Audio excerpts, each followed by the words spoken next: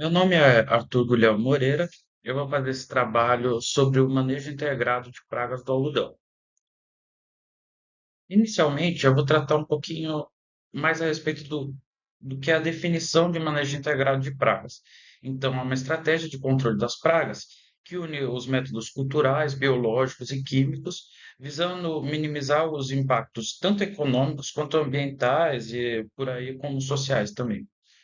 Então, o objetivo é reduzir a população de pragas, evitando prejuízo significativo e, mesmo assim, preservando um equilíbrio ecológico, porque você poderia reduzir a população de pragas apenas com aplicações intensas.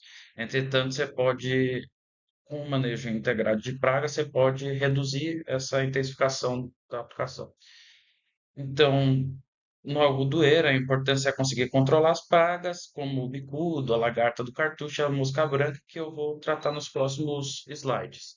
E também é um ponto importante ressaltar que os princípios do manejo integrado de pragas é o controle cultural, o controle biológico, o controle comportamental, o controle genético, o controle varietal e o controle químico.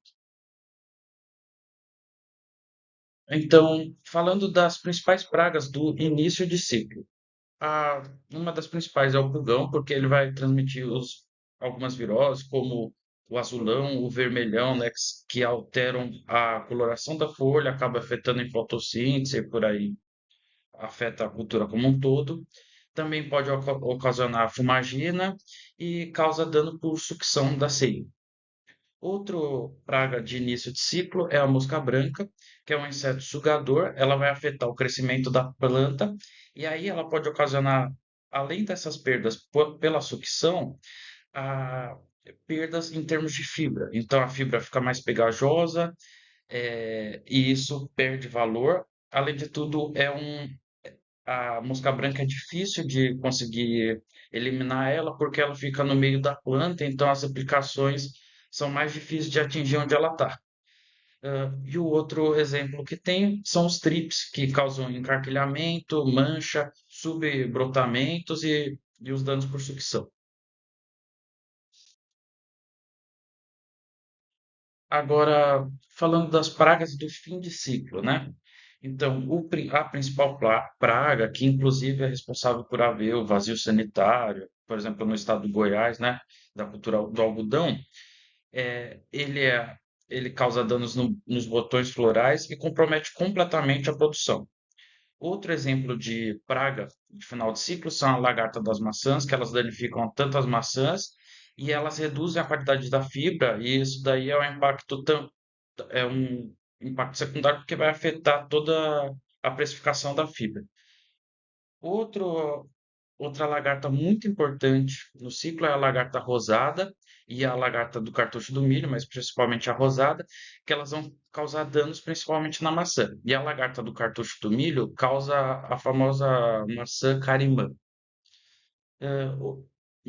Por último, né, os percevejos, e aí com destaque para o percevejo marchador, que ele vai afetar a maçã e vai ocasionar por vezes as queda da maçã, mas ele também vai fazer orifícios onde vai apodrecer a fibra e os seus dejetos dentro da maçã fazem com que a fibra fique manchada. E também tem um percevejo rajado que afeta também as maçãs. Então, falando um pouquinho a respeito dos princípios do manejo integrado de praga. Como se tem no primeiro slide, existem alguns princípios, né? E o primeiro deles, assim, para citar, é o monitoramento. Então, com uso de armadilhas e inspeções regulares, e, tipo, fazendo registro para poder entender como está a dinâmica da praga naquela área. Se tratando do algodoeiro em específico, a amostragem é feita com 20 pontos em uma área de 10 hectares. Em cada um desses pontos vão se checar 5 plantas. E aí, essa amostragem vai ser feita uma do vegetativo até o florescimento, duas do florescimento até a emissão do primeiro capulho e uma do capulho até o fim do ciclo.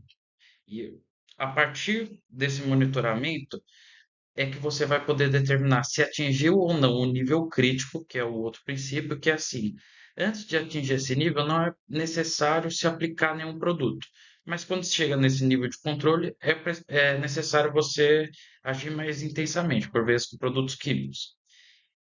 O outro princípio do MIP é as condições ambientais, né? Então o agrossistema, ou seja, tudo que vai estar interferindo nessa interação do, da cultura com a praga, a taxonomia, ecologia e biologia dos insetos, né, da praga que está ali na área, e o controle integrado, que é combinar os métodos biológicos, culturais e químicos para que você possa retirar a praga desse local.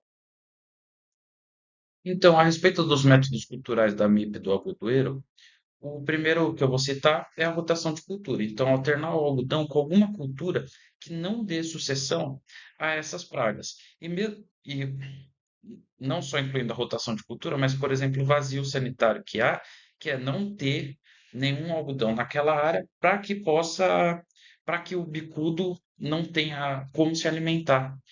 Então, aí vem a eliminação de restos culturais, que é justamente isso. Você tem muito, principalmente em Goiás, tiguera na beira da estrada. Então, você tem vários algodões de tiguera na beira da estrada, tem valão também. E aí você precisa eliminar todas essas plantas do algodoeiro para não deixar uma casa pro bicudo, por exemplo. E aí outro do método cultural é a catação de botão e maçã que estão no solo.